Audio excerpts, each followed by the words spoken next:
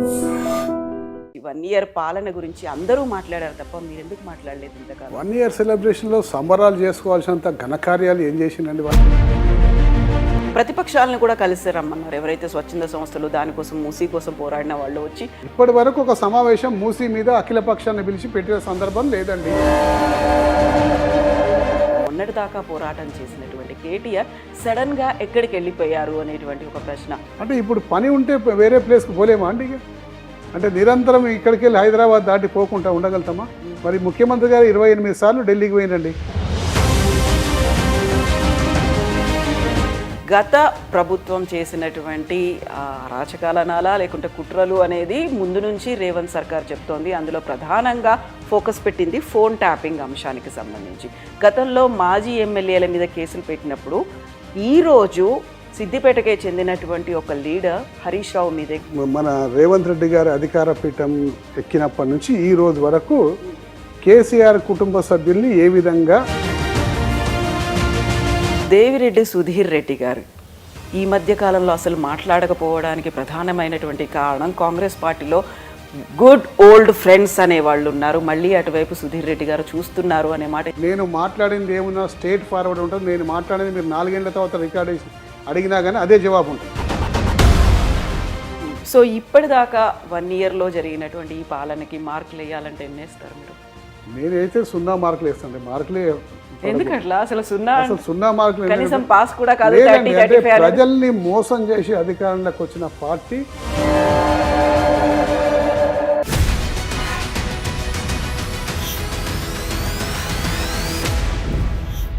నమస్తే, welcome to iDream inside politics with Kavitha. Revanth సర్కార్ తెలంగాణలో ఏర్పడి 1 ఇయర్ పూర్తయిన సందర్భంగా సెలబ్రేషన్స్ జరుపుకుంటున్నారు. అయితే ఈ సెలబ్రేషన్స్ గురించి, కాంగ్రెస్ పాలన గురించి, రేవంత్ గురించి ఇప్పటిదాకా మాట్లాడని ఒక ఎమ్మెల్యేతో ప్రస్తుతం మనం ఉన్నాము. మనతో పాటుగా ఉన్నారు ఎల్బీ నగర్ ఎమ్మెల్యే దేవిరెడ్డి సుధీర్ రెడ్డి గారు. సో 1 ఇయర్ సెలబ్రేషన్స్ గురించి, 1 ఇయర్ పాలన గురించి అందరూ మాట్లాడారు తప్ప మీరు ఎందుకు మాట్లాడలేదు ఇంతకాలం? 30th మొన్ననే కానీ ఎలక్షన్స్ అయిపోయి 1 ఇయర్ అయిపోయింది. ఏడాదికి 3వ రోజు. 1 ఇయర్ సెలబ్రేషన్లో సంబరాలు చేసుకోవాల్సినంత ఘనకార్యాలు ఏం చేసిందండి వాళ్ళు? అన్ని ప్రజలను మోసం చేసిందే తప్ప సంబరాలు చేసుకుంటాం, మేము ప్రజలకు ఇచ్చిన వాగ్దానాలు ఫుల్ఫిల్ చేసినాం, ఎక్స్ట్రా ఇది చేసినామని చెప్పుకోవడానికి ఒక్కటనే ఉందా అండి? ఎక్కడ కూడా లేదు. కేవలం మోసపూరిత ప్రభుత్వం, మోసపూరిత వాగ్దానాలు చేసింది. అదేవిధంగా ప్రభుత్వాన్ని నడిపిస్తున్నారు తప్ప ప్రజలకు చేసింది ఏమీ లేదు, శూన్యం. సో 1 ఇయర్ సెలబ్రేషన్స్ అనేవి 1st నుంచి 9th వరకు 9 రోజుల పాటు జరగబోతున్నాయి. ఈరోజు హైదరాబాద్లో కూడా డిఫరెంట్ కార్యక్రమాలు నగర అభివృద్ధి కోసం చేపడుతున్నారు. ఏం చేశారంటే హైదరాబాద్లో ఇలా చేపట్టిన కార్యక్రమాలన్నీ కూడా బీఆర్ఎస్ పార్టీ స్టార్ట్ చేసి దాదాపు బీఆర్ఎస్ పార్టీ ఎన్నికలప్పుడు పూర్తి అయ్యే స్టేజ్లో ఇప్పుడు పూర్తి అయినాయి. అవి వాళ్ళు ఇనాగ్రేషన్ చేసుకుంటారు. ఈ ఎస్టీపీలన్నీ వాళ్ళు ఇనాగ్రేషన్ చేస్తుంటారు. ఏ ఒక్క కార్యక్రమం కాంగ్రెస్ పార్టీ స్టార్ట్ చేసింది కాదు, కాంగ్రెస్ పార్టీ పూర్తి చేసింది కాదు. అన్ని బీఆర్ఎస్ పార్టీ స్టార్ట్ చేసి బీఆర్ఎస్ పార్టీ హయాంలోనే దాదాపు 75% 80% పూర్తి అయిపోయినాయి. ఒక 20% ఈ ప్రభుత్వం హయాంలో పూర్తయినాయి. అవి మాత్రం ఇనాగ్రేషన్ చేసి అది మేం చేసినట్టు వాళ్ళ ఖాతాలో కలుపుకొని సంబరాలు చేసుకుంటున్నారు. సో పనులు మాయి, సంబరాలు వాళ్ళవి. ఓకే. సో 1 ఇయర్ పాలన అనేది ఎట్లుంది అనుకుంటున్నారు మీరు? ఎట్లుందండి? ఇప్పుడు 1 ఇయర్లో వాళ్ళు అనేక కార్యక్రమాలు ప్రజలకు ఎన్నికల్లో వాగ్దానం చేసిండ్రు. రైతు బంధు పథకానికి ఇంకా పైసలు 5,000 రూపాయలు ఎక్కువిస్తున్నారు. దాదాపు మన రుణమాఫీ ఎప్పుడో చేస్తున్నారు. దాని తర్వాత మహిళలకు 2,500 పెన్షన్ ఇస్తున్నారు. దాని తర్వాత పెన్షన్ 4,000 రూపాయలు చేస్తున్నారు. ఇందులో ఏదైనా ఒకటి మన కళ్యాణ లక్ష్మికి తులం బంగారం ఇస్తున్నారు. ఏదైనా ఒకటి చేసిండ్రండి? ఈవెన్ రుణమాఫీ కార్యక్రమం కూడా ఇంకా 27,000 కోట్ల రూపాయలు ఇంకా చేస్తేనే సంపూర్ణ రుణమాఫీ అవుతుంది. అది ఇంకా చేయలేదు. సంక్రాంతి వరకు చేస్తాం అంటున్నారు కదా. అంటే అదే అండి, సంక్రాంతి వరకు చేస్తానొచ్చు, లేకపోతే ఇంకా 4 ఏళ్ళు ఉందిగా 4 ఏళ్ళ నాడు చేస్తాను కూడా అనొచ్చు. సో అదే విధంగా ప్రజలు ఎన్నికల్లో మేము ఎన్నికల్లోకి వస్తే 4 సంవత్సరాల తర్వాత ఇది చేస్తామని చెప్తే బాగుంటుండే. అదేదో రేపే చేస్తాం, 100 రోజుల్లో పూర్తి చేస్తామని చెప్పేసి ఆ రోజు ప్రగల్భాలు అబద్ధాలు మాట్లాడేసి ఇలా సంక్రాంతి లోపల చేస్తాను, లేకపోతే ఇంకా 4 ఏళ్ళకు టైం ఉందిగా చేస్తామని చెప్పారనము అంటే ప్రజల్ని మోసం చేసినట్టే, ఒక రకంగా పచ్చి మోసం చేసినట్టు. సో పనులు మావి, సంబరాలు వాళ్ళవి అనుకుంటున్నప్పుడు సరికొత్తగా తీసుకొస్తున్నటువంటి ఒక పథకం మూసీకి సంబంధించి మూసీ సుందరీకరణ అనేది చేయబోతున్నారు. గతంలో మీరు Musi river front development corporation కూడా చైర్మన్గా వ్యవహరించారు. సో అప్పుడు మీరు అబ్జర్వ్ చేసింది ఏంటి, ఇప్పుడు వీళ్ళు చేస్తామంటుంది ఏంటి? అంటే ఇప్పుడు మూసీ విషయానికి వస్తే స్పష్టంగా చెప్తానండి మీకు. మూసీ స్టార్ట్ చేసింది మా నాయకుడు కేసీఆర్ గారు మొదలుపెట్టింది మూసీ సుందరీకరణ పనులు. కేసీఆర్ గారు శ్రద్ధతోటి మూసీ సుందరీకరణ చేయాలని చెప్పేసి కేటీఆర్ గారిని నన్ను పిలిచి అసలు మూసీ సుందరీకరణ చేద్దాం, ఎక్కడి నుంచి మొదలు పెడదాం, ఎట్లా చేద్దామని చెప్పేసి డిస్కషన్ చేసినప్పుడు మా నాయకుడు ఒక దిశానిర్దేశం మాకు ఇచ్చిండు. మూసీని 4 భాగాలుగా విభజించండి. మొదటి భాగం మూసీలోకి వచ్చే మురుగునీరు డ్రైనేజ్ వాటర్ని అంతా శుద్ధి చేయండి. ఎప్పుడైతే మూసీ నీరు డ్రైనేజ్ వాటర్ని శుద్ధి చేస్తారో అప్పుడే కొంచెం వాతావరణం మెరుగవుతుంది, మంచి వాతావరణం వస్తుంది. రెండవ స్టేజ్లో మూసీకి ఇరువైపులా బ్రిడ్జెస్ కట్టి ట్రాఫిక్ని ఈజీ చేయండి, అక్కడ ఇక్కడ బ్రిడ్జెస్ కట్టి ఈజీ చేయండి. మూడో స్టేజ్లో మూసీలో ఉన్న స్లెడ్జ్ అంతా కూడా అంటే 50-60 సంవత్సరాల నుంచి పేరుకపోయిన ఈ డ్రైనేజ్ వాటర్ వచ్చి పేరుకపోయిన సన్నటి ఒండ్రు మట్టి స్లెడ్జ్ని అంతా కూడా దాన్ని ఒక వైపుకి వేసి క్యాపింగ్ చేయండి. క్యాపింగ్ చేస్తే పొల్యూషన్ కాదు. అది చేయాలంటే చాలా కష్టమైన పని, ఎందుకంటే అది ఎక్కడి నుంచి ఒక దగ్గర ట్రాన్స్పోర్ట్ తీసి ఇంకో దగ్గర వేయలేము. కాబట్టి అక్కడనే తీసి ఒక సైడ్కి వేసి దాన్ని క్యాపింగ్ చేయాలి. దానివల్ల మళ్ళీ కాలుష్యం బయట వెదజల్లకుండా చూసుకోవాలి. ఈ 3 స్థాయిలు చేసినాక అప్పుడు ప్రజల నిర్వాసితుల సంగతి మనం ఆలోచన చేద్దాం. వాళ్ళకు కూడా సంతోషకరంగా వాళ్ళు వెళ్ళిపోయేటాడు, వాళ్ళకు మంచి ప్యాకేజ్ ఇద్దాం అని చెప్పేసి మాకు గైడెన్స్ ఇచ్చిండు మా నాయకుడు. గైడెన్స్ ఇస్తే మొదటి విడతగా మేము 4,000 కోట్ల రూపాయలతో వెచ్చించి ఇప్పుడు ముఖ్యమంత్రి గారు అయితే ఇనాగ్రేషన్ చేస్తున్న ఎస్టీపీలు అన్నీ కూడా ఆ రోజుల్లో మాజీ ముఖ్యమంత్రి గారు కేసీఆర్ గారు మొదలుపెట్టి వాటికి డబ్బిచ్చి దాదాపు 70% పూర్తి చేసినవన్నీ కూడా ఇప్పుడు ముఖ్యమంత్రి గారు ఇనాగ్రేషన్ చేస్తున్నారు. అంటే మొదటి పార్టు దాదాపు పూర్తయినట్టే. రెండవ పార్ట్లో 15 బ్రిడ్జిలు అక్రాస్ ద మూసి 15 బ్రిడ్జిలు కడుతున్నాం. ఈ 15 బ్రిడ్జిలలో ముసరాంబాగ్ బ్రిడ్జ్ స్టార్ట్ అయిపోయింది, ముసరాంబాగ్ బ్రిడ్జ్ మొదలైపోయింది. రెండవది మన ఫత్తుల్లాగూడ దగ్గర ఒకటి బ్రిడ్జు, అది కూడా మొదలుపెట్టినాం ఎలక్షన్ల కన్నా ముందల్ని. సో రెండవ స్టేజ్లో 15 బ్రిడ్జిలు కట్టి అటువైపు నుంచి ఇటువైపు వచ్చే ట్రాఫిక్ని ఈజీ చేసుకునే ప్రక్రియలో 15 బ్రిడ్జిలు స్టార్ట్ చేశాం. ఆ 15 బ్రిడ్జ్లో ముసరాంబాగ్ బ్రిడ్జ్ ఒకటి, ఫతుల్లాగూడలో ఒక బ్రిడ్జ్, ఫతుల్లాగూడ నుంచి పీర్జాద కూడా కలుపుతున్నాము. సో ఈ 2 బ్రిడ్జ్లు ఎన్నికల ముందే శంకుస్థాపన చేశాము. దాదాపు ఒక బ్రిడ్జ్ ముసరాంబాగ్ పూర్తయ్యే స్టేజ్లో ఉంది. అక్కడ పీర్జాద కూడా బ్రిడ్జ్ దాదాపు సగం పూర్తి అయిపోయింది. సో ఈ 2 పూర్తి అయిపోయాక లోపల ఉన్న స్లెడ్జు అంటే ఒండ్రు మట్టి అంతా కూడా తీసి ఇరువైపులకు వేసి దాన్ని సీల్ చేసి ప్యాకింగ్ చేసి క్యాపింగ్ చేయాలి. అంటే మళ్ళీ కాలుష్య క్యాపింగ్ చేస్తే 3 స్థాయిలు పూర్తయిపోతాయి. ఈ 3 స్థాయిలు పూర్తయితే ఖచ్చితంగా ప్రజలంతా గమనిస్తూనే ఉంటారు మూసీలో ఏం జరుగుతుంది, ఖచ్చితంగా అభివృద్ధి జరుగుతుంది, రాబోయే రోజుల్లో మూసీ చాలా సుందరంగా తయారవుతుంది అన్న ఒక నమ్మకం ప్రజలకు క్రియేట్ చేసిన వాళ్ళం అవుతాము. దాని తర్వాత నిర్వాసితులు, ఎవరైతే నిర్వాసితులు బఫర్ జోన్లో రివర్ బెడ్లో ఉన్న వాళ్ళు అంటున్నారుగా, వాళ్ళు ఎవరు కబ్జాదారులు కాదండి. మూసీలో ఉన్న భూమి అంతా కూడా పట్టా ల్యాండ్స్, అనాదిగా వస్తున్న వెనకటి నుంచి 90-100 సంవత్సరాల నుంచి రెవెన్యూ రికార్డ్స్లో పేరున్న అంతా పట్టాదారులు, పట్టా ల్యాండ్స్. కాలానుగుణంగా వాళ్ళ అవసరాల దృష్ట్యా వాళ్ళు ఒక 2,000 గజాలు ఒక 10 మందికి అమ్ముకున్న 200 గజాలు ఇట్లా 5 మందికి ఇట్లా అమ్ముకోవడం జరిగింది. కొనుక్కున్న వాళ్ళందరూ కూడా కొనుక్కొని కొంతమంది పర్మిషన్లు తీసుకొని చట్టబద్ధంగా కట్టిన, కొంతమంది పర్మిషన్లు తీసుకోకుండా కట్టిరు. కానీ చాలామంది పర్మిషన్లు తీసుకొని కట్టిరు. కాబట్టి వాళ్ళు ఎవరు కబ్జాదారులు కాదండి. కష్టపడి పైసా కూడబెట్టుకొని నగరం మధ్యలో ఎక్కడ కూడా కాస్ట్లీ ఉంటుంది, మూసీ నదికి ఒడ్డుకైతే కొంచెం చీప్ వస్తుందన్న ఉద్దేశంతో పాపం నగా నట్రా అమ్మి ఊరికెళ్ళి ఊర్లలో పొలం ఉంటే అన్నీ అమ్ముకొని తీసుకొచ్చి కట్టుకొని స్థిర నివాసం ఉంటుంది. ఈరోజు అకస్మాత్తుగా వాళ్ళని కబ్జాదారులని మీరు వెళ్ళిపోండి అని చెప్పేసి ఆర్బిఎక్స్ అని కొట్టేసి వాళ్ళ గోడల మీద ఆర్బిఎక్స్ అని రాసి మొదటి 3 స్టేజ్లు కథం కాకుండా 4వ స్టేజ్కి రావాల్సిన ఈ అంశాన్ని 4వ స్టేజ్ నుంచి ఈ ముఖ్యమంత్రి ప్రారంభించాడు. అది చాలా పొరపాటు, చాలా తీవ్రంగా దాన్ని ఖండిస్తున్నాం. నెంబర్ 1, మూసీ నదికి అభివృద్ధికి మేము అడ్డం కాదండి. మొదలుపెట్టిందే బీఆర్ఎస్ పార్టీ, మా అధినేత కేసీఆర్ గారు.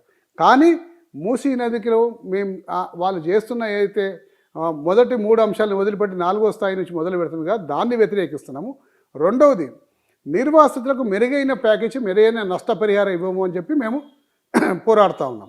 మంచి మెరుగైన ప్యాకేజీ ఇవ్వండి, వాళ్ళని సంతోషంగా పంపండి, వాళ్ళ కడుపు మండి కడుపు రగిలిపోయేటట్టు వాళ్ళు కష్టపడి కట్టుకున్న ఇల్లు కూల్చకండి, వాళ్ళని ఒప్పించి వాళ్ళని షిఫ్ట్ చేయమని మేము అడుగుతున్నాం. ఇంకో విషయం, మూసీ నదిలో అప్పుడు మేము అంతా కూడా ఎస్టిమేట్ చేస్తే మాకు 20,000 కోట్ల రూపాయల్లో మూసీ అయిపోతుందండి. 20,000 కోట్ల రూపాయలు. ఈ 20,000 కోట్ల రూపాయలు ఏమేం చేస్తామండి? ఫస్ట్ థింగ్ మొత్తం సివేజ్ వాటర్ని ట్రీట్మెంట్ చేస్తాం. 2,000 MLD 2,000 MLD per day Musi నదిలోకి ప్రవహిస్తుంది. MLD అంటే million litre per day, 2,000 million litre per day. So ప్రవహిస్తుంది, దాన్ని శుద్ధి చేయాలి. రెండవది అక్రాస్ ద మూసి 15 బ్రిడ్జ్లు కట్టాలి. మూడవది ఉన్న స్లెడ్జ్ అంతా తీసి క్యాపింగ్ చేయాలి. నాలుగవది ఇరువైపులా 2 సైడ్లు రోడ్ వేయాలి. అటొక 120 ఫీట్ల రోడ్డు, ఇటొక 120 ఫీట్ల రోడ్ వేస్తే హైదరాబాద్ ట్రాఫిక్ కూడా డీకంజెషన్ అవుతుంది. ఐదవది ఇక్కడ రావాలి, ఎక్కడికి? నిర్వాసితుల దగ్గర రావాలి. అంటే నాలుగో అంశాన్ని టేకప్ చేసేటప్పుడు నిర్వాసితులను టచ్ చేయాలి. ఎందుకంటే రోడ్ వేయాలి కాబట్టి వాళ్ళని అడిగి వాళ్ళని రిక్వెస్ట్ చేసి వాళ్ళ ల్యాండ్ తీసుకొని వాళ్ళకి మెరుగైన పరిహారం ఇచ్చేసి మీరు రోడ్ వేయాలి. సో ఇవన్నీ కంప్లీట్ చేసుకుంటూ పోవాలి. కానీ ముఖ్యమంత్రి గారికి అనుభవ రావిత్యంతో ఈరోజు డైరెక్ట్గా వచ్చి నిర్వాసితుల్ని మీరు వెళ్ళిపోయింది, మీకు డబుల్ బెడ్రూమ్ ఇస్తా అని చెప్పేసి అనడం దారుణమైన విషయం. దాన్ని తీవ్రంగా ఖండిస్తున్నాం. వాళ్ళ పక్షాన నిలబడతాం, పోరాడతాం. ఇప్పుడు మీరు 4వ అంశం అనుకున్నారు కానీ దాన్ని వాళ్ళు ప్రథమ అంశంగానే తీసుకున్నారు కదా. అయితే ఇక్కడ ఇంకో విషయం అండి, మేము అంతా ఎస్టిమేట్స్ చేసినప్పుడు, రఫ్ ఎస్టిమేట్స్ చేసినప్పుడు 20,000 కోట్ల రూపాయలు ఇవన్నీ మేము చెప్పినవన్నీ విషయాలన్నీ కూడా ఖర్చు అయితే 20,000 crores అని అనుకున్నాం. కాకపోతే ఇంకో 5,000 crores ఇప్పుడు పెరగొచ్చు. కానీ 1,50,000 కోట్లు ఎందుకు అవుతుంది? దీంట్లో ఏం అవినీతి ఉంది? ఎంతమందికి డబ్బులు పంపిణీ కార్యక్రమం చేస్తాము? అంటే ఈ రాష్ట్రం నుంచి ప్రజల 1,50,000 కోట్లు ఖర్చు పెట్టేసి దాంట్లో వచ్చిన డబ్బంతా కూడా ఇతర రాష్ట్రాలకు పంపించుడా? కాంగ్రెస్ పార్టీ కల్చర్ ప్రకారం ఇంత అవినీతిని తీవ్రంగా ఖండిస్తున్నాం. 1,50,000 కోట్లు కానే కాదు, ఇందులో అవినీతి ఉన్నది ఖచ్చితంగా. దాన్ని తీవ్రంగా వ్యతిరేకిస్తున్నాం. ఈ 2 అంశాలని మేము వ్యతిరేకిస్తుంటుంటే ముఖ్యమంత్రి గారు ఏం చేస్తారు?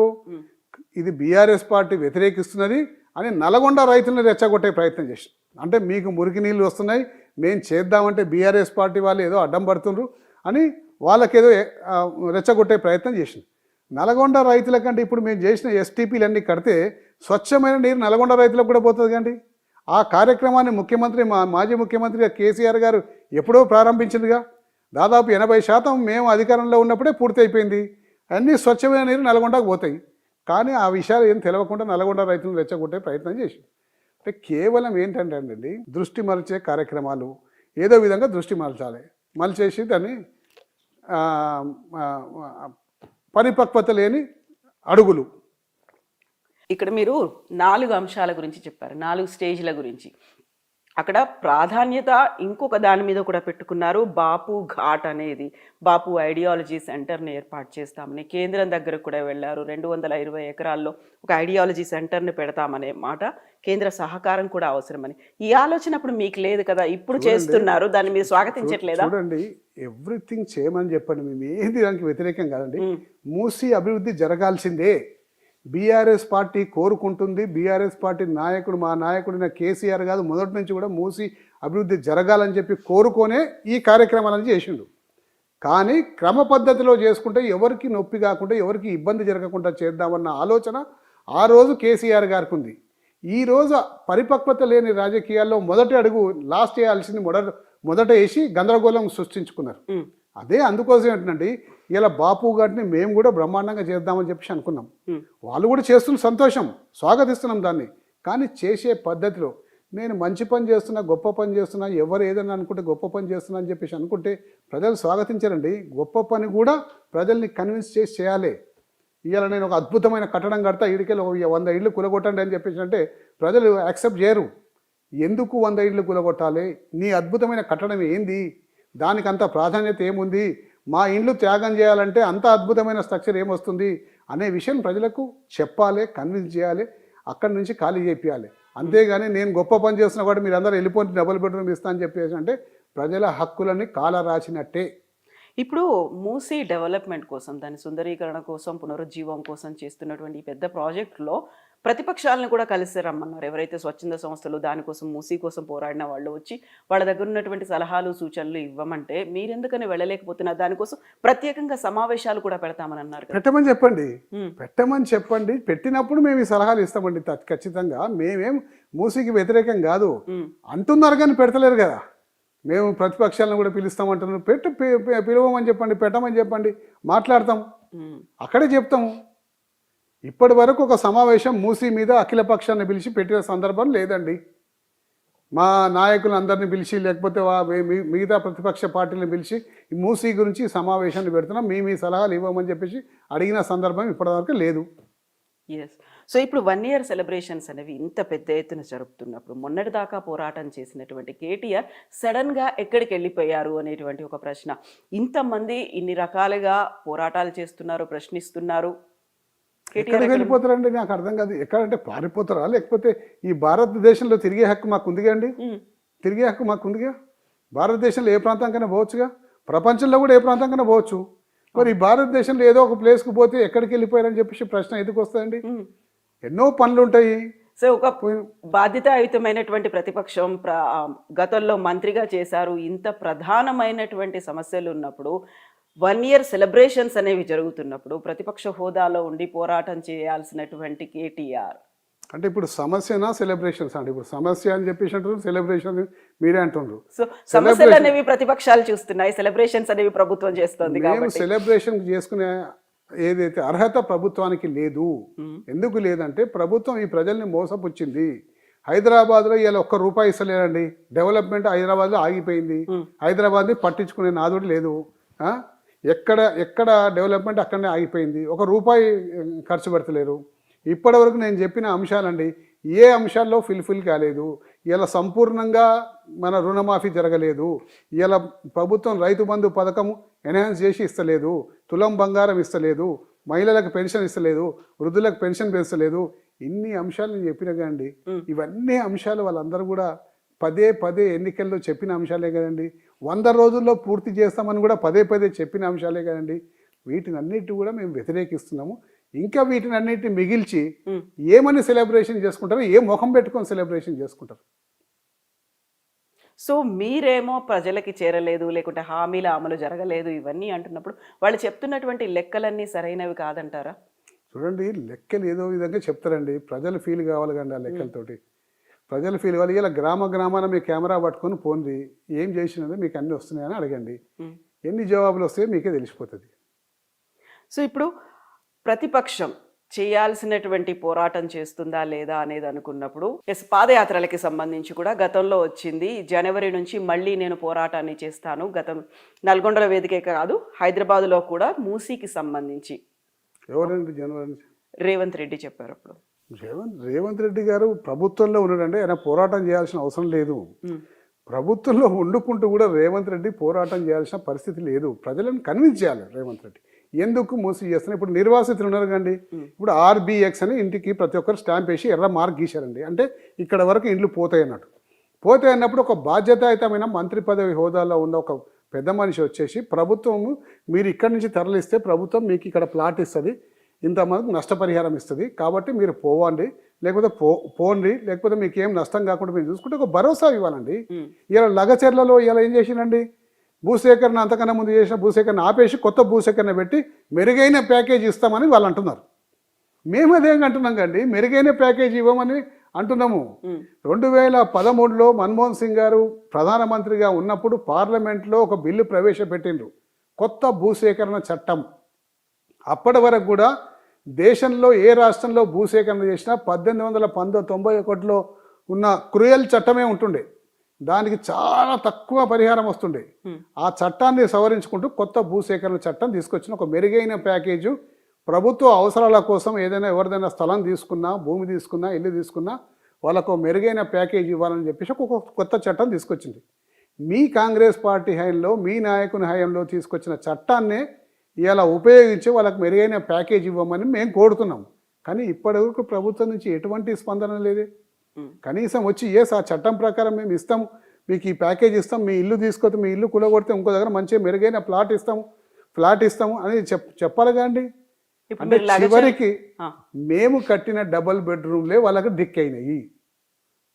అప్పుడేమో డబుల్ బెడ్రూమ్లు ఎక్కడ కట్టిండ్రు, అసలు కట్టలేదు, ప్రజల్ని మోసం చేస్తుందని చెప్పేసి ఇదే ముఖ్యమంత్రి గారు అన్నారు. కానీ ఇప్పుడు మేము కట్టిన డబుల్ బెడ్రూమ్లే ఇస్తామని వాళ్ళకు నిర్వాసితులకు చెప్తుంది. లగచర్లలో ఫార్మా విలేజ్ కాదు ఇండస్ట్రియల్ క్లస్టర్ వస్తుంది అనేది గతంలో అనుకున్నటువంటి భూసేకరణ కంటే ఈసారి ఇంకా ఎక్కువ ఉండబోతోంది. ఇప్పుడు మళ్ళీ పోరాటాలు ఉంటాయి, ఏం చేస్తుంది అంటే భూసేకరణ? ఇప్పుడు నేను ఎందుకంటే ముఖ్యమంత్రి గారు ఇక్కడనే పరిపక్వత లేని రాజకీయం అనేది ఎందుకంటానంటే, మీకు ఫార్మాసిటీలో 14,000 ఎకరాలు సేకరించి పెట్టినామండి. ఉమ్, గత ముఖ్యమంత్రి మా ప్రియతమ నాయకుడు కేసీఆర్ గారు 14,000 ఎకరాలు సేకరించి రెడీగా ఆడ కేక్ అట్లా ఉందండి. ఇందులో ఒక విషయం మీకు తెలవాలండి, ఎందుకంటే ప్రేక్షకులకు కూడా తెలవాలి. ఫార్మాసిటీ అనేది ఒకటి కడతాము. ఫార్మాస్యూటికల్ కంపెనీలు దాని రిలేటెడ్ కంపెనీలే వస్తాయి. ఫార్మాస్యూటికల్ కంపెనీలకి ఏంటంటే అందులో 3 రకాల కేటగిరీ ఉంటుంది. రెడ్, ఆరెంజ్, గ్రీన్ అని ఇట్లా 3 రకాల కేటగిరీ ఉంటుంది. గ్రీన్ ఏమో ఒక లో పొల్యూషన్ అయ్యే కర్మాగారాలు, ఉమ్, ఆరెంజ్ కొంచెం ఎక్కువ పొల్యూషన్ అయ్యే కర్మాగారాలు, రెడ్ అంటే ఇక టోటల్ పొల్యూషన్, హెవీ ఉంటుంది. Heavy pollution. గ్రీన్ వాటికి స్థానికంగా ఉన్న పొల్యూషన్ కంట్రోల్ కూడా పర్మిషన్ తీసుకుంటే అయిపోతుంది. ఉమ్, హెవీగా ఉన్న వాటికి కేంద్రంలో ఉన్న పొల్యూషన్ బోర్డు తీసుకోవాలి. రెడ్ రెడ్కి ఏమో కంప్లీట్లీ ఎన్విరాన్మెంటల్ క్లియరెన్సెస్ కూడా వస్తాయి దానికి. ఉమ్, ఆ pollution control board environmental clearances వస్తాయి. అంటే ఇప్పుడు నేను ఒక ఫార్మాస్యూటికల్ కంపెనీ పెట్టాలంటే, ఎక్కడైనా పెట్టాలంటే సొంతంగా భూమి కొనుక్కోవాలి, దానికి పర్మిషన్స్ అన్ని కేంద్రం నుంచి తెచ్చుకోవాలి, లేకపోతే స్థానికంగా ఉన్న పొల్యూషన్ కంట్రోల్ బోర్డు తెచ్చుకోవాలి, దానికి ట్రీట్మెంట్ ప్లాంట్ పెట్టుకోవాలి. ఇవన్నీ రకరకాల తలగా నొప్పులు ఉంటాయండి. అయితే ప్రభుత్వం ఏం చేసిందంటే, వీరు పెద్ద ఫార్మాసిటీ కావాలి, మన ఫార్మా హబ్గా డెవలప్ కావాలంటే ఈ 14,000 ఎకరాలు సేకరించి పెడితే రేపు పొద్దున ఎవరు ఫార్మాకు సంబంధించిన ఇండస్ట్రీ పెట్టుకోవాలన్నా డైరెక్ట్ వచ్చి శంకుస్థాపన చేసి పెట్టుకోవచ్చండి. ఏ పర్మిషన్ తీసుకోవాల్సిన అవసరం లేదు కేంద్రం నుంచి. అంటే ఇంత వసతిని క్రియేట్ చేసి అక్కడ పెడితే అండి, మళ్ళీ 3,000 ఎకరాలు చేసి ఫార్మాసిటీ కోసం నేను సేకరిస్తా అనేది మూర్ఖత్వం కాదండి. ఎందుకు కొడంగల్ అభివృద్ధి కోసం అనే మాట అంటున్నాడు కదా, నా ప్రాంత ప్రజల అభివృద్ధి కోసం 25,000 ఉద్యోగాలు ఇస్తాను అనుకున్నప్పుడు అక్కడ కొంచెం స్వార్థం కూడా కనిపిస్తుంది కదా. నా నియోజకవర్గం ఏమంటే నీ ప్రాంత ప్రజలకు నీ ప్రాంతం నుంచి ఇప్పుడు ఈ ఫార్మాసిటీ దూరం కాదండి, తక్కువ దూరంలోనే ఉన్నది, సేకరించి రెడీ పెట్టున్నది. ఏ పొల్యూషన్ క్లియరెన్సెస్ అవసరం లేదు. ప్రభుత్వమే ఎన్విరాన్మెంటల్ క్లియరెన్సెస్ ఆల్ క్లియరెన్సెస్ తీసుకొని ఫార్మాసిటీ రెడీ చేసి పెట్టింది.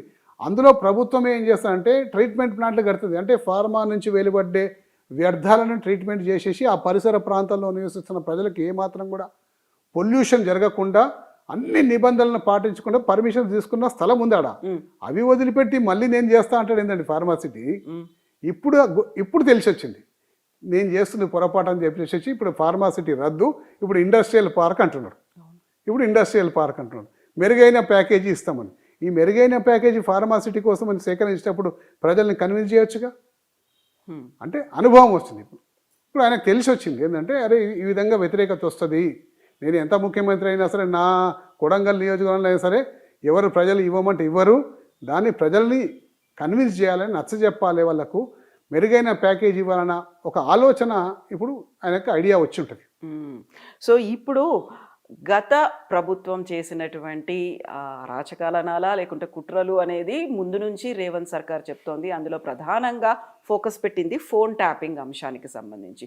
గతంలో మాజీ ఎమ్మెల్యేల మీద కేసులు పెట్టినప్పుడు ఈరోజు సిద్దిపేటకే చెందినటువంటి ఒక లీడర్ హరీష్ రావు మీదే కేసు పెట్టారు. పంజగుట్టలో కేసు నమోదైంది, ఫోన్ ట్యాపింగ్ చేశారని. ప్రధానంగా హరీష్ రావు, రాధాకిషన్ రావు ఇద్దరు పేర్లతో ఎఫ్ఐఆర్ నమోదైంది.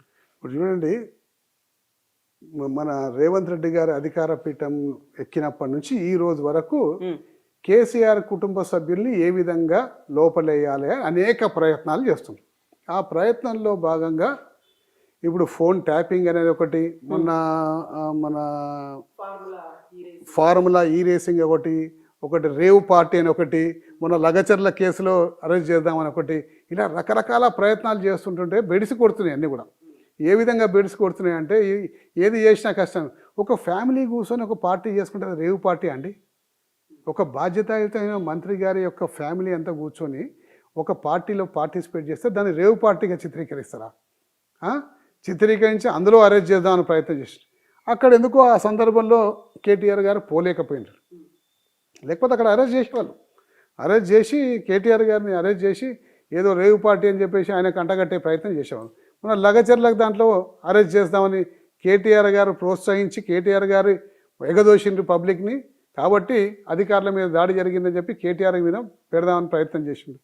ఏది పెట్టినా ఒకటి అండి, వెంజన్స్ రాజకీయాలు చేస్తే పక్క రాష్ట్రంలో ఏ విధంగా అయింది మనకు అనుభవం తెలుస్తుంది. పక్క రాష్ట్రం యొక్క లైవ్ ఎగ్జాంపుల్ మనకు. ప్రతీకార రాజకీయాలు ఎప్పుడు కూడా పనికిరావండి. నువ్వు పాలన చేయి, నీ పాలనలో ప్రజలను సంతోషపెట్టు, కానీ నీ ప్రతిపక్ష నాయకుల్ని అణిచివేస్తాం, లోపడేస్తాం, తొక్కేస్తాం, లేకపోతే ఆయన వాడే భాష కూడా ఏంటంటే, పండబెట్టి తొక్కుతా, వంగబెట్టి గుర్దుతా, పేగులు మెడలేసుకుంటా, లాగులలో తొండలు వదిలిపెడతా ఒక ముఖ్యమంత్రి వాడాల్సిన భాష అయితే ఇప్పుడు ఈ ఫోన్ ట్యాపింగ్ సంబంధించి ఎట్లా చూస్తున్నారు ఈ కేసుని? ఏం లేదండి, ఫోన్ ట్యాపింగ్ లేదు, ఏం లేదు. జనరల్గా పోలీస్ డిపార్ట్మెంట్కి వెళ్ళి మన తీవ్రవాదులు కానీ లేకపోతే ఎవరైనా వాళ్ళు ఉంటే వాళ్ళ ఫోన్ ట్యాపింగ్ అవుతుంది, దానికి దీనికి లింక్ పెట్టేసి కలిపేసేసి వీళ్ళ కోసం చేసినట్టు దాన్ని సృష్టించే ప్రయత్నం చేస్తుండ్రు. ఫోన్ ట్యాపింగ్లో ఏమీ లేదు, అసలు ఏమి జరగలేదు. కోర్టులు ఉన్నాయి ఖచ్చితంగా, రేపు ఆ కోర్టులు చూసుకుంటాయి, న్యాయస్థానంలో పోరాడతాం. సో ఇలాంటి కేసులన్నీ ఒక్కొక్కటిగా బయటకు వస్తున్నాయి కాబట్టి కేటీఆర్ ఇప్పుడు ఇక్కడ లేకుండా బయటికి వెళ్ళిపోయారు అనే వాదన. ఎందుకు బయటికి వెళ్ళమంటే యాక్చువల్గా మొన్న లగచర్ల కేసు అప్పుడు కానీ లేకపోతే మొన్న ఏది మన రేవ్ పార్టీ సందర్భంగా మలేషియా పోవాల్సి ఉండే కేటీఆర్ గారు. మలేషియాలో ఉన్న బీఆర్ఎస్ పార్టీ పోవాల్సి ఉండే, అది క్యాన్సిల్ చేసుకొని ఇక్కడ వెయిట్ చేసిండండి. ఎందుకంటే ఆ టైంలో కరెక్ట్ టైంలో కేసు వచ్చిన టైంలో ఈయన మలేషియాలో ఉంటే ఏమంటారండి, పారిపోయింది చూసినావా, ఈ నుంచి దేశం నుంచి పారిపోయింది, చేసిన దొంగతనం చేసింది కాబట్టి పారిపోయింది అని చెప్పి ఆయన మీద నింద మోపుతారని చెప్పి ఆయన వెయిట్ చేసి ఎస్ నేను ఇక్కడనే ఉన్నా వెయిట్ చేస్తున్నా, మీరు ఎవరైనా రాండి దమ్ముంటే వచ్చి అరెస్ట్ చేసుకుని చెప్పిండు. అంటే ఇప్పుడు పని ఉంటే వేరే ప్లేస్కి పోలేమా అండి? ఇక అంటే నిరంతరం ఇక్కడికి వెళ్ళి హైదరాబాద్ దాటి పోకుండా ఉండగలుగుతామా? మరి ముఖ్యమంత్రి గారు 28 సార్లు ఢిల్లీకి పోయినండి ఇప్పటి వరకు. 28 టైమ్స్ పోయింది ఒక్క సంవత్సరంలో 28 టైమ్స్ ఢిల్లీకి పోయినా ఏ ముఖ్యమంత్రి కాంగ్రెస్ ముఖ్యమంత్రి లేడండి.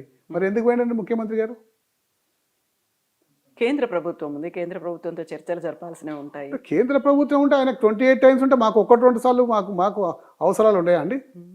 ఆయనకంటే అధిష్టాన వర్గం ఢిల్లీలో ఉంది, పోయినాము, మేమేం దాన్ని కాదంటలేము. అంటే మాకు వేరే పనులు ఉండయా? మేము ఎక్కడ నా అటువంటి నేనే 1-2 సార్లు ఏదో పని మీద బెంగళూరు, ఢిల్లీ, చెన్నై పోతూనే ఉంటాం ఎవ్రీ మంత్ 1 or 2. ఇప్పుడు సీఎంగా రేవంత్ పాలన బాలేదంటారా? మొత్తం మంత్రివర్గం గురించి ఉన్నటువంటి మీ ఒపీనియన్ ఏంటి? చూడండి, మొత్తం టోటల్ మంత్రివర్గం అంతా కూడా అసలు ఎవ్వరు కూడా ఒక బాధ్యత తీసుకొని ఈ ప్రభుత్వం 5 ఏళ్ళు నడవాలని చెప్పేసి ఎవరు అనుకుంటలేరండి. ఎందుకలా? ఎవ్వరి కాళ్ళు అందరూ ఉన్న మంత్రులు అందరూ కూడా దోసుకునేదానికే దృష్టి పెట్టిండ్రు.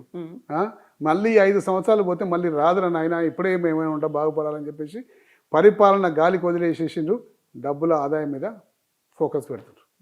సో డబ్బు ఆదాయం అంటే ఎలాంటి ఫోకస్ ఏం చేస్తున్నారు? ఇక రకరకాలుగా అండి. ఇప్పుడు ఎవరైనా సలహాలు ఇవ్వాలి, ప్రభుత్వంలో ఈ విధంగా కలిసి చేయాలి, ఇది ఒక టీం వర్క్. ముఖ్యమంత్రి గారు ఈ పని చేస్తే మంత్రులైనా మేము ఈ పని చేస్తాము, ఈ నిర్ణయాలు తీసుకునేటప్పుడు ఇట్లా మనం అందరూ ఆలోచించి తీసుకోవాలి, ఇవన్నీ జరుగుతాయండి. హైడ్రా అని పెట్టిండ్రు, ఓకే స్వాగతిస్తాం హైడ్రాని స్వాగతిస్తున్నాం. అంటే హైడ్రాని పెట్టి చెరువుల్ని జలాశయాల్ని రక్షిద్దాం అనుకున్నారు, సంతోషం, కాదంటలేము మేము, దాన్ని ఏం కాదు. ఏమైందండి ఇప్పుడు? ఆరంభ శూరత్వం ఇప్పుడు ఏం లేదు, సైలెంట్ అయిపోయింది. ఇప్పుడు ఒక 35 మంది లిస్ట్ ఇస్తా అండి, చెరువులలో ఇళ్లలో కట్టుకున్న వాళ్ళు 35 మంది లిస్ట్ ఇస్తా, కూలగొట్టమని చెప్పండి. కాకుంటే మీరే ఒక మాట అన్నారు, ఇప్పుడు ఆ బుల్డోజర్లకు ఎదురుగానే నిలబడతాం ఆ మీద నుంచి వెళ్ళాలి అనేది. మీరు లిస్ట్ ఇస్తా అన్నది ఎవరు లిస్ట్ ఇస్తా అన్నారు? హైడ్రా లిస్ట్ వేరే, మూసీ నిర్వాసితులు వేరండి. ఓ, మీరు పోరాటం చేసి నేను బుల్డోజర్కి ఎదురుగా ఉంటా అన్నది మూసీ కోసం అన్న. హైడ్రాలో ఏముందండి, జలాశయాల దగ్గర ఎఫ్టీఎల్లో బఫర్ జోన్లలో ఇల్లు కట్టుకున్నారు, గోడలు కట్టుకున్నారు, వాళ్ళ డ్రైనేజ్ అంతా కూడా గండిపేటలో వదులుతున్నారు. ఆ గండిపేట కలుషిత నీళ్లు మేము తాగాలా అని చెప్పి హైదరాబాద్ నగర ప్రజలందరినీ రెచ్చగొట్టిండు. ఓకే, చాలా మంచిది, నిజంగా డ్రైనేజ్ వాటర్ హైదరాబాద్ నగర ప్రజలు తాగకూడదు అని చెప్పేసి ఇలా ఉన్నాయన్నీ కూడా కూలగొడితే అప్పుడు నువ్వు గొప్పవాను అవుతావు. కానీ ఆరంభ శూరత్వము ఏదో గొప్ప పని చేస్తున్నా అని చెప్పేసి అని టకటక 2-3 కూలగొట్టి కోర్టు మొట్టకేయాలేసింది, ఇప్పుడు సైలెంట్ అయిపోయింది. సో గతంలో ఒక మాట పదే వినిపించేది, ఈ ముఖ్యమంత్రి కంటిన్యూ అవడం ఆ తర్వాత దిగిపోతారు అనే మాట. లేదండి, ఈ ముఖ్యమంత్రి కంటిన్యూ కావాలి, 5 సంవత్సరాలు వీళ్ళు ఉండాలని మేము కోరుకుంటున్నామండి. అదే ముఖ్యమంత్రి, అదే రేవంత్ రెడ్డి, అదే సీఎం పీఠం మీద ఉండాలి. వారు ప్రజాస్వామ్యబద్ధంగా ఎన్నికైన ప్రభుత్వం కాబట్టి అది ఉండాలని చెప్పి కోరుకుంటున్నాం. ఎటువంటి పరిస్థితులు అది కూలిపోవాలని చెప్పి మేము కోరుకుంటలేము.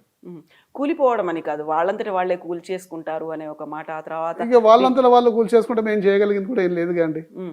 ఇప్పుడు వాళ్ళంతలో వాళ్ళు పాడు చేసుకుంటే మేమేం చేయగలుగుతామండి? మేమైతే ప్రజాస్వామ్యబద్ధంగా ఎన్నికైన ప్రభుత్వం, మా నాయకుడు చెప్తుండు, ప్రజలు ఓట్లేసి గెలిపించిండ్రు, కేసీఆర్ గారు ప్రజలు ఓట్లేసి గెలిపించింది కాబట్టి వాళ్ళకి మ్యాండేట్ ఇచ్చింది కాబట్టి 5 సంవత్సరాలు వాళ్ళు ఉండాలి ప్రభుత్వంలో చెప్పి మా నాయకుడు కూడా ఉన్నమాట. కొత్త ప్రభుత్వం వచ్చినప్పుడు ఒక 1 year 1.5 year మనం వాళ్ళని ఏం విమర్శించొద్దు, వాళ్ళ పని చేసుకుంటూ పోవాలని చెప్పేసి నిజంగా కూడా మా నాయకుడు మాట్లాడకపోవడం కారణం అది. ఓకే, ఇప్పుడు 25లో విశ్వరూపం చూపిస్తారు అని కేటీఆర్ అన్నారు, ఎప్పుడు బయటకు వస్తుంది? చూపెడతాడు, నిజంగా మా నాయకుడు బయటకు వస్తే విశ్వరూపమే. ఎందుకంటే సమయం 1 year అయిపోయింది. ఇంకా 1-2 months కొత్త సంవత్సరంలో విశ్వరూపం చూపెడతాడు మా నాయకుడు బయటకు వచ్చిందంటే విశ్వరూపమే. సో దేవిరెడ్డి సుధీర్ రెడ్డి గారు ఈ మధ్య కాలంలో అసలు మాట్లాడకపోవడానికి ప్రధానమైనటువంటి కారణం కాంగ్రెస్ పార్టీలో గుడ్ ఓల్డ్ ఫ్రెండ్స్ అనే వాళ్ళు ఉన్నారు, మళ్ళీ అటువైపు సుధీర్ రెడ్డి గారు చూస్తున్నారు అనే మాట ఎందుకు వినిపిస్తోంది? అటువంటిది ఏం లేదండి. నేను మొదటి నుంచి కూడా ప్రెస్ మీట్లకు కానీ లేకపోతే ప్రెస్లో కానీ చాలా తక్కువ కనిపిస్తా. అసలు మొదటి నుంచి కూడా స్వతహాగా నేను ప్రెస్ మీట్లు పెట్టి రోజు అది ఇది మాట్లాడడం నాకు రాదు. నేను మాట్లాడింది ఏమున్నా స్ట్రేట్ ఫార్వర్డ్ ఉంటుంది. నేను మాట్లాడేది మీరు 4 ఏళ్ల తర్వాత రికార్డ్ చేసి అడిగినా కానీ అదే జవాబు ఉంటుంది. కానీ అప్పుడు ఆ సందర్భంలో అది మాట్లాడినప్పుడు ఈ సందర్భంలో ఇది మాట్లాడినా కూడా నేనేం అటువంటి కాబట్టి నేను అసలు ప్రెస్ మీట్లలో పాల్గొనడమే చాలా తక్కువ. కాకుండా ఇన్ని ఇష్యూస్ అవుతున్నాయి, మీ ఎల్బీ నగర్ చుట్టుపక్కలే మూసీ అనేది ప్రవహిస్తోంది, ఇక్కడే బోల్డని చెరువులు ఉన్నాయి, హైడ్రా ఇష్యూ ఉంది, ఇన్ని రకాలు ఉన్నప్పటికీ కూడా మీరు తెలంగాణ భవన్ వేదికగా మీరు మాట్లాడట్లేదు, లేకుంటే ప్రెస్ మీట్ పెట్టట్లేదు, మిగతా వాళ్ళు చేసినట్టుగా పోరాటాలు చేయట్లేదు అంటే మీరు సాఫ్ట్ కార్నర్ ఏముంది? లేదండి, మూసీ విషయంలో ఖచ్చితంగా మొట్టమొదటి స్టెప్ తీసుకున్నది కూడా నేనే. మొట్టమొదటి బుల్డోజర్ నా మీదకి నడవాలని చెప్పిన. నేను చెప్పినాకనే దాని తర్వాత కిషన్ రెడ్డి, దాని తర్వాత బండి సంజయ్ వీళ్ళందరూ చెప్పిండ్రు అదే పదాన్ని.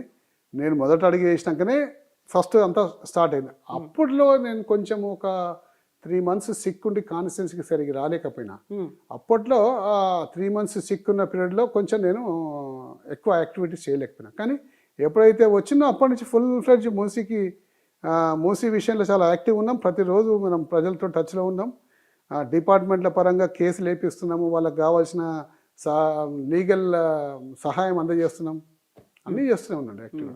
సో మొన్నటిదాకా ప్రధాన ప్రతిపక్షమైనటువంటి బీఆర్ఎస్ ఒక ఆరోపణ చేస్తూ వచ్చింది, స్థానిక సంస్థల ఎన్నికలు పెట్టరు వీళ్ళు అనేది. రేవంత్ రెడ్డి ఒక మాట అన్నారు, స్థానిక సంస్థల ఎన్నికలు అప్పుడు గంగిరెద్దుల్లాగా ఆ పార్టీ వాళ్ళు బయటికి వస్తారు అనేటువంటి ఒక మాట. సో మీకున్నటువంటి డౌట్లు తీరిపోయాయా? స్థానిక సంస్థల ఎన్నికలు అనేది గంగిరెద్దులాగా బయటికి వస్తారు. నేను గేట్ ఓపెన్ చేస్తే మొత్తం ఖాళీ అయిపోతుంది. ఒక్కసారి నేను గట్టిగా చూస్తే బీఆర్ఎస్ పార్టీ ఖతం అయిపోతుంది. అనేక రకాల ప్రగల్భాలు కాంగ్రెస్ పార్టీ నాయకులు పలికిందండి. కానీ ఇప్పటిదాకా ఏమైందండి? ఒక 10 మంది పోయినరు. పోయిన వాళ్ళు పాపం చాలా బాధపడుతున్నారు. ఆ వాతావరణంలో ఇమడలేరు. ఎట్టి పరిస్థితుల్లో వాళ్ళు మళ్ళీ తిరిగి రాక తప్పదు. వస్తామంటున్నారా? తిరిగి రాక తప్పదండి. వస్తామంటున్నా, తిరిగి రాక తప్పదు. ఆ వాతావరణంలో 35 సంవత్సరాలు పనిచేసిన నేనే ఇమడలేదంటే అసలు ఏమాత్రం కూడా ఎక్స్పీరియన్స్ చేసి వాళ్ళు ఎట్లా ఇమడగలుగుతారండి? కాబట్టి ఆ వాతావరణంలో వాళ్ళు ఇమడలేరు. కాంగ్రెస్ పార్టీ అనే కల్చర్లో వీళ్ళు ఇప్పుడు సోకాల్డ్ పోయిన వాళ్ళు ఎవరు కూడా ఎక్కువ రోజులు ఉండలేరు. సో 35 సంవత్సరాలు మీరు పనిచేసిన తర్వాత వచ్చిన ప్రాబ్లం వల్ల రేవంత్ రెడ్డితోనే వచ్చి మీరు బయటకు వచ్చారు అనేది. ఇప్పుడు రేవంత్ రెడ్డి టీపీసీసీ చీఫ్ కాదు, మహేష్ కుమార్ గౌడ్ ఉన్నారు. లేదండి, పార్టీ పరిస్థితి కూడా మారలేదు. నాకు రేవంత్ రెడ్డి తోటి సమస్య లేకుండా ఉన్నమాట ఫ్రాంక్ చెప్తాను. నాకు రేవంత్ రెడ్డి తోటి నాకు సమస్య లేకుండా, నాకు ఉండే సమస్య ఉత్తమ్ కుమార్ రెడ్డి తోటి ఉండే. ఓకే, ఉత్తమ్ కుమార్ తోటి ప్రాబ్లం తోటి నేను బయటకు వచ్చిన. రేవంత్ రెడ్డి తోటి సమస్య లేదు నాకు. సో బట్ టీపీసీసీ చీఫ్ గా అప్పుడు ఉత్తమ్ కుమార్ రెడ్డి ఉండే. మరి దానికి సాల్వ్ చేసుకునేటువంటి ప్రయత్నాలు ఇలాంటివన్నీ ఏం జరగలేదు? నా అంతలో నేను చేసుకున్నాండి. ఇప్పుడు నన్ను రాజకీయంగా భూస్థాపితం చేయాలని చెప్పి ఉత్తమ్ కుమార్ రెడ్డి గారు ఇక్కడ నుంచి తెలుగుదేశం అలయన్స్లో అభ్యర్థి అయిన సామ రంగారెడ్డికి టికెట్ వదిలిపెట్టిండు. కాంగ్రెస్ పార్టీలో అత్యంత సీనియర్ నాయకుడిని నేను. నాకు 100% టికెట్ ఫస్ట్ లిస్ట్లో ఫస్ట్ టాప్ 1-2 పేర్లలో నా పేరు ఉండాలి. ఫస్ట్ లిస్ట్లో లేదు, సెకండ్ లిస్ట్లో లేదు, థర్డ్ లిస్ట్లో కూడా గాయబ్ చేసేసి వాంటెడ్లీ తెలుగుదేశంకి వదిలిపెట్టిండు. అప్పుడు కొంతమంది మన స్నేహితులు తెలుగుదేశం నాయకుడైన నారా చంద్రబాబు గారితో మాట్లాడితే నారా చంద్రబాబు నాయుడు గారు ఇక్కడ ఎంక్వైరీ చేసి తెలుగుదేశం అభ్యర్థి గెలవడని చెప్పేసి అక్కడ ఆ సీటు అనౌన్స్ చేసిన సీట్ని మళ్ళీ షిఫ్ట్ చేసిండు. అందువల్ల నాకు ఇక్కడ పోటీ చేసే అవకాశం వచ్చింది. అందుకనే నేను నారా చంద్రబాబు నాయుడు గారికి నేను రుణపడి ఉన్నాను. కాబట్టి వారు రుణం ఏ విధంగా తీర్చుకునే అవకాశం వస్తుందో నాకు తెలియదు. కానీ నేను వారికి రుణపడి ఉన్నాము. వారికి పదే నేను కృతజ్ఞతలు చెప్పుతూ ఉంటా ఉన్నాను. మీ వల్లనే నా రాజకీయ పునర్జన్మ దొరికింది. మా వాళ్ళు ద్రోహం చేస్తే మీరు గ్రహించి మీరు షిఫ్ట్ చేసింది కాబట్టి నాకు రాజకీయ పునర్జన్మ దొరికింది. ఆ రోజుల్లో మీరు షిఫ్ట్ చేసినందుకు ఏకైక కాంగ్రెస్ సీటు ఈ జిహెచ్ఎంసీలో గెలిచిన మీరు నా కోసం అయితే ధైర్యంగా నిర్ణయం తీసుకుని మీ అభ్యర్థిని షిఫ్ట్ చేసినో మీ మాట పోగొట్టకుండా ఆ రోజు ఏకైక సీటు జిహెచ్ఎంసీ పరిధిలో నా ఒక్క సీటే కాంగ్రెస్ గారికి గెలిచింది. ఆ ద్రోహం నాకు ఉత్తమ్ కుమార్ రెడ్డి గారు చేశారు. సో ఇప్పుడు Uttam Kumar Reddy going to become next CM అన్నట్టుగా ఎందుకు వినిపిస్తోంది? చూడండి, కాంగ్రెస్ పార్టీలో ఏదైనా జరుగుతుందండి. ఆ, కాంగ్రెస్ పార్టీలో ఒకటి జరగదు అనేది ఏం లేదు. కానీ నాకున్న అనుభవం ప్రకారం కాంగ్రెస్ పార్టీ కల్చర్, ఆ కల్చర్ని కొంచెం మార్చుకుంటారు. మార్చుకుంటా. సీఎంలు మార్చే కల్చర్ని మార్చుకుంటారు. కాబట్టి 5 సంవత్సరాలు రేవంత్ రెడ్డి గారే ఉంటారు. ఉత్తమ్ కుమార్ రెడ్డి గారు మిగతా నాయకులు తలకిందులు తపస్సు చేసినా ఇంకో సీఎం మారడు. నా వ్యక్తిగత అభిప్రాయం ఇది. ఓకే. సో ఇప్పుడు మంత్రివర్గ విస్తరణకి సంబంధించి బోల్డని ఊహాగానాలు ఎప్పుడు అవుతుంది, 1 ఇయర్ తర్వాత అవుతాయేమో, అధిష్టానం గ్రీన్ సిగ్నల్ ఇచ్చిందేమో అనుకుంటున్నప్పుడు సడన్గా పాపప్ అయి వచ్చినటువంటి ఒక డిమాండ్, మధు యాష్కి గౌడ్ని ఎమ్మెల్సీ చేసి మంత్రివర్గంలోకి తీసుకోవాలి, లేకపోతే గాంధీ భవన్ని ముట్టడిస్తాము అంటూ కొన్ని కుల సంఘాలు కూడా హెచ్చరిస్తున్నాయి. ఎవరు ఎక్కడ కులసంగా అండి, 10 ఓట్లు లేని మధు యాష్కి కూడా మంత్రి పదవి అయితే అంటే ఎట్లా? 3వ స్థానంలో వచ్చిండు. నిజామాబాద్లో 2 సార్లు పార్లమెంటు అభ్యర్థిగా గెలిచిండు. నిజామాబాద్లో 2 సార్లు ఓడిపోయింది పార్లమెంట్ అభ్యర్థిగా. ఓడిపోయిన వాడు నిజామాబాద్లో ఉన్న 7 సెగ్మెంట్లలో ఏదో ఒక నియోజకవర్గంలో నేను పోటీ చేయాలి యాక్చువల్గా. అంటే అక్కడి నుంచి పారిపోయి వచ్చిందంటే అక్కడ ప్రజలు ఎంత తీవ్రమైన వ్యతిరేకత ఉందో ఈయన మీద అర్థమైంది మీకు. కొత్త నియోజకవర్గం ఎల్బీ నగర్లో వెతుక్కున్నాడు. నా స్వస్థలం, నేను పుట్టిన ఊరు, నేను పెరిగిన ఊరు అని చెప్పేసి సెంటిమెంటల్గా ప్రజల్ని ఏదో అట్రాక్ట్ చేద్దామని వచ్చిండు. ఇక్కడ కూడా 3వ స్థానంలో వచ్చిండు. మీరు అటువంటి వ్యక్తికి ఇలా గిర్నాలు చేస్తుందంటే కాంగ్రెస్ పార్టీ కల్చర్ అర్థం చేసుకోండి మీరు. సో ఎవరెవరు అవుతారు అనుకుంటున్నారు? అసలు మంత్రివర్గ విస్తరణ అనేది ఉంటుందా ఉండదు? అంటే ఇక మంత్రివర్గ విస్తరణ అనేది ఎప్పుడు కూడా ఈ రోజు అవుతుంది, రేపు అవుతుంది, ఎల్లుండి అవుతుంది అన్న వాతావరణం కాంగ్రెస్ పార్టీలో కనిపిస్తుంటుంది. కానీ ఈ రోజు, రేపు, ఎల్లుండి అనేది కొన్ని నెలలు పోస్ట్పోన్ అవుతుంటుంది. కొన్ని నెలలు అంటే ఈ రోజు అన్నప్పుడు ఒక 3 నెలలు అనుకోండి, రేపు అన్నప్పుడు ఇంకొక 6 నెలలు, ఎల్లుండి అన్నప్పుడు ఇంకో 9 నెలలు. సో వారం అంటే 7 రోజులు కాదా? ఇట్లా మీరు చూస్తుండే కంటే ఇప్పుడు మంత్రివర్గ విస్తరణ అవుతుంది అని చెప్పేసి గత 6 నెలలుగా ఇప్పుడు అవుతుంది అప్పుడు అవుతుంది అనుకుంటే ఇప్పుడు 6 నెలలు గడిచిపోయింది. ఇంకొక సంవత్సరం దాకా మంత్రివర్గ విస్తరణ కాదు. సో ఇప్పుడు నెక్స్ట్ ఎలక్షన్స్లో మళ్ళీ సీఎంగా కేసీఆరే ఉంటారని బీఆర్ఎస్ పార్టీ చాలా గట్టిగా చెప్తుంది. నెక్స్ట్ కూడా వచ్చేది మేమే అనేది కాంగ్రెస్ చెప్తోంది. మధ్యలో బీజేపీ మాత్రం మీ ఇద్దరికీ అవకాశం ఉండదు, మేమే నెంబర్ పెంచుకోబోతున్నాము, నెక్స్ట్ గవర్నమెంట్ మాదే ఉంటుంది అని బీజేపీ చెప్తుంది. ఎందుకంటే ఈ 2 పార్టీలను ఇంకా నమ్మే స్థితిలో తెలంగాణ ప్రజలు లేరు అనే మాట. ఇప్పుడు ఆ పార్టీని, బీజేపీ పార్టీని నమ్మే స్థితిలో లేరు, కాంగ్రెస్ పార్టీని నమ్మే స్థితిలో లేరు. ఎందుకంటే కాంగ్రెస్, బీజేపీ 2 అంతర్గతంగా ఒక అండర్స్టాండింగ్కి వచ్చి ఈ రాష్ట్రంలో బలమైన బీఆర్ఎస్ పార్టీని నేను అధపాతాళానికి దొక్కుతా, మీరు నాకు సహకరించండి అని చెప్పేసి రేవంత్ రెడ్డి గారు మోదీ గారిని కోరితే మోదీ గారు అన్ని ఆశీర్వాదాలు ఇస్తుండే ఆయనకు. మీరు బీజేపీని, బీఆర్ఎస్ పార్టీని అధపాతాళానికి తొక్కండి, తొక్కినాక ఆ యొక్క ఓటు బ్యాంక్ని రేపు వస్తే మాకు వస్తుంది, లేకపోతే మీకు వస్తుంది. మాకు వచ్చినా మాకున్న 8 సీట్లు పెరిగితే మాకు అది క్రెడిట్, మేము గెలిచినట్టే. మీకు వస్తే మీరు చేసుకోండి అనే యాంగిల్లో ఇద్దరు పరస్పర అంగీకారానికి వచ్చి బీఆర్ఎస్ పార్టీని ఏ విధంగా అయినా సరే కష్టాల పాలు చేయాలి, లేకపోతే కేసీఆర్ కుటుంబాన్ని జైలు పాలు చేయాలన్న ఒక ఆలోచనతోటి ఇవాళ కేటీఆర్ మీద, హరీష్ రావు మీద, మరి కేసీఆర్ మీద అనేక అభియోగాలు మోపి ఇలా జైల్లో కానీ లేకపోతే అప్రత్యక్ష పాలు చేయాలనే ప్రయత్నాలు జరుగుతున్నాయి. అది ఎంత ప్రయత్నం చేసినా ఆ 2 పార్టీలు కలిసి పోటీ చేసినా రేపు గెలవేయండి. ఆ 2 పార్టీలు కలిసి పోటీ చేసినా గెలవయి. ఖచ్చితంగా రాష్ట్రంలో రేపు రాబోయేది బీఆర్ఎస్ పార్టీ, మా నాయకుడు కేసీఆర్ గారు మళ్ళీ ముఖ్యమంత్రి ఖచ్చితంగా అవుతాడు. మీరు 35 సంవత్సరాల కాంగ్రెస్ పార్టీలో పనిచేసి వచ్చారు. ఇప్పుడు ఒక మాట చెప్పారు మీరు, రేవంత్కి మోదీ ఆశీర్వాదాలు ఉన్నాయి అనుకున్నప్పుడు రేవంత్కి కాంగ్రెస్ అధిష్టానం ఆశీర్వాదం ఉందా లేదా? లేదండి, కాంగ్రెస్ అధిష్టానం ఆశీర్వాదంతో ముఖ్యమంత్రి అయ్యిండు.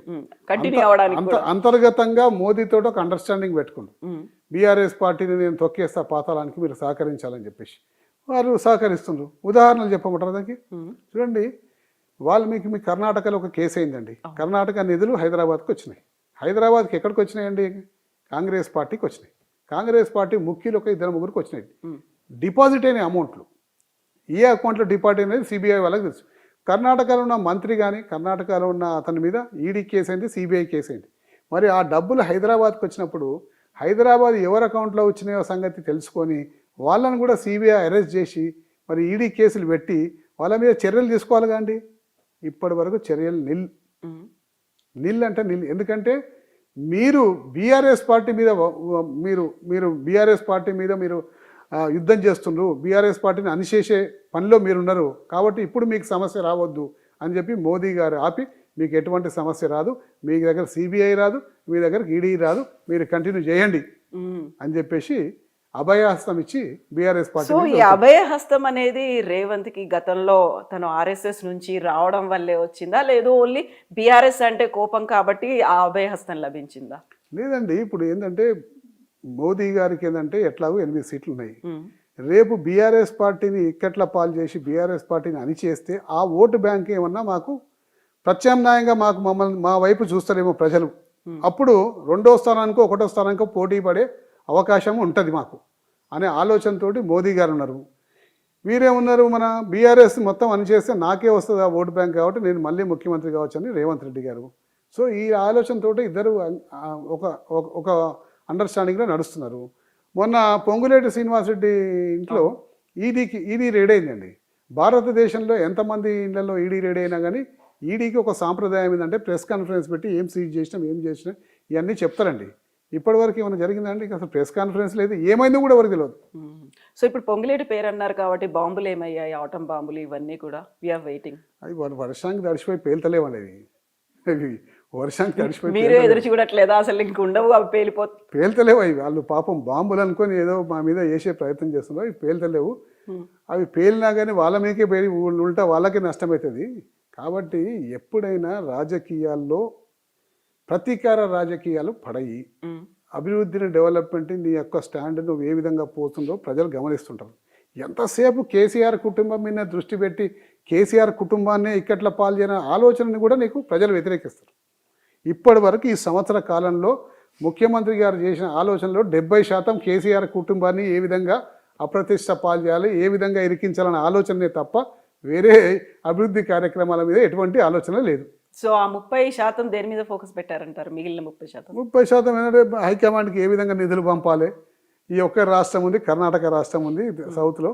ఈ 2 రాష్ట్రాలకే మిగతా రాష్ట్రాల మీద భారం. మొన్న హర్యానా ఎలక్షన్ అయింది, మొన్న మహారాష్ట్ర ఎలక్షన్ అయింది, ఛత్తీస్గఢ్ జార్ఖండ్ ఎలక్షన్ అయింది. ఈ విధంగా ఇక్కడ నుంచి అన్ని నిధులు పోతాయి. అదే కదండి, వేరే ఇంకేముంటుంది. సో ఇప్పుడు సోనియా గాంధీ జన్మదినం ఆ సందర్భంగా తెలంగాణ తల్లి విగ్రహాన్ని మార్చే ప్రయత్నాలు ఉన్నాయి. ఆ తర్వాత తను కూడా వస్తారు అనేటువంటి ఎక్స్పెక్టేషన్స్ ఉన్నాయి. సోనియా ఇచ్చినటువంటి తెలంగాణ రుణం తీర్చుకోవాలి అనేటువంటి మాట పదే పదే చెప్తూ వస్తున్నారు. సోనియా ఎందుకు ఇచ్చిందండి అంటే ఒట్టిగా అడగంగానే ఇచ్చిందండి. కొన్ని వేల మంది రోడ్ల మీదకి వచ్చి కొన్ని వేల మంది ప్రాణత్యాగం చేసిండ్రు, కొన్ని వేల మంది ఎంతో మంది గాయపడ్డరు, ఎంతోమంది ప్రజలందరూ కూడా మొత్తం తండోపతండాలుగా రోడ్ల మీదకి వచ్చిండ్రు. రేపు కాంగ్రెస్ పార్టీకి పుట్టగతులు ఉన్నాయి, కాంగ్రెస్ పార్టీ నామరూపాలు లేకుండా అయిపోతుంది అని ఇవ్వాల్సిన పరిస్థితి ఏర్పడ్డది కాబట్టి ఇచ్చిండ్రు. అడగగానే ఇస్తే బాగుంటుండండి. నిజంగా సోనియా గాంధీ అడగగానే ఇచ్చింది కాబట్టి నేను కూడా కీర్తించి అదే పార్టీలోకి పోతాం. మళ్ళీ ఇప్పుడు అడగగానే ఏమి ఇవ్వలేదు, అప్పుడు నేను ఆ పార్టీలోనే ఉంటే ఎన్నో పోరాటాలు ఎంతోమంది ప్రాణాలు పోయినాక అదే అకుంఠిత దీక్షతోటి కేసీఆర్ గారు ఉద్యమాన్ని నడిపిండ్రు కాబట్టి ఇవాళ ఇవ్వాల్సిన పరిస్థితి ఏర్పడ్డది కాబట్టి ఇచ్చిందండి. ఇప్పుడు ఆ కాళ్ళు కడిగి నెత్తి మీద నీళ్లు చల్లుకోవాలి ఇవన్నీ అన్నారు కదా, కాదంటారా? ఎవరన్నారండి? రేవంత్ రెడ్డి అన్నారు. ఊరికే సోనియా మరి ఇదే రేవంత్ రెడ్డి గారు బలిదేవత ఆమె బలిపీఠం ఎక్కియాలి అని చెప్పేసి అది కూడా అన్నారండి రేవంత్ రెడ్డి గారు. మరి అప్పుడు ఆ మాట ఎందుకన్నా ఇప్పుడు ఈ మాట అప్పుడు ఏమో ఎందుకు వ్యతిరేకత చెప్పిండ్రు, ఇప్పుడు ప్రేమ ఎందుకు వచ్చింది సోనియా గాంధీ మీద ఆయన చెప్పుకోవాలి. అది ఆయన 2 వర్షన్స్ మాట్లాడిండు. సోనియా గాంధీ వల్ల ఎంతోమంది తెలంగాణ నాయకులు తెలంగాణ ప్రజలు చనిపోయినరు, విద్యార్థులు చనిపోయినరు, బలిదేవత అది అని చెప్పేసి సోనియా గాంధీని విపరీతంగా విమర్శించిండు. మరి ఇప్పుడు ఈ పార్టీలకు వచ్చినప్పుడు సోనియా గాంధీ పవిత్రమైపోయింది. మరి ఈ వర్షన్కి ఆయన జవాబు చెప్పుకోవాలి. సో అప్పుడున్నటువంటి పరిస్థితులు అలా ఉండొచ్చు కదా. అప్పుడున్నటువంటి పరిస్థితులకు అనుగుణంగా నేను మాట మారొద్దండి. ఒక స్టాండ్ రాజకీయాలు తీసుకుంటే ఆ స్టాండ్ ఖచ్చితంగా ఉండాలి. ఒకవేళ ప్రజల నుంచి వ్యతిరేకత అయితే నేను పొరపాటు చేసిన ఈ స్టాండ్ అనుకున్నా కానీ నష్టమవుతుంది కాబట్టి విడ్రా చేసుకుంటానని ధైర్యంగా చెప్పే నాయకుడు ఉండాలి. అంతేగాని ఏ మాటకు ఆ మాట మార్చేసి నేనే నాయకునిగా ఉంటానని ప్రజలు అంగీకరించరు. సో ఇప్పుడు తెలంగాణ తల్లి విగ్రహ మార్పుకు సంబంధించి మీరు ఎట్లా చూస్తున్నారు? దాన్ని పెట్టమని చెప్పండి, మాకేం అభ్యంతరం లేదండి. విగ్రహం పెడితే మనకేం విగ్రహం పెట్టమండి, మాకేముంది. తెలంగాణ తల్లి విగ్రహం పెట్టమని చెప్పండి, మేము దాన్ని వ్యతిరేకిస్తలేం కదా. సో ఉన్నటువంటి కిరీటాలు వీటన్నిటిని తీసేస్తున్నారు, రాచరిక పోకళ్ళు ఉన్నాయి అనేది ఒక సామాన్య తెలంగాణ మహిళని ప్రతిబింబించట్లేదు అనేటువంటి మాట. అంటే దాన్ని ఏ విధంగానే రాజకీయంగా అన్వయించచ్చు. తెలంగాణ తల్లి అంటే ఒక రూపం, ఆ తెలంగాణ తల్లి విగ్రహం ఎట్లుండాలో అట్లనే ఉందండి. ఆ విగ్రహం దానికి కిరీటం ఉంది లేకపోతే ఇంకేదో ఉందని చెప్పి రాజరికం పోకడని చెప్పేసి అంటే దానికి వాళ్ళ మూర్ఖత్వం అది అంతే. సో ఇప్పటిదాకా 1 ఇయర్లో జరిగినటువంటి ఈ పాలనకి మార్కులు వేయాలంటే ఎన్ని వేస్తారు మీరు?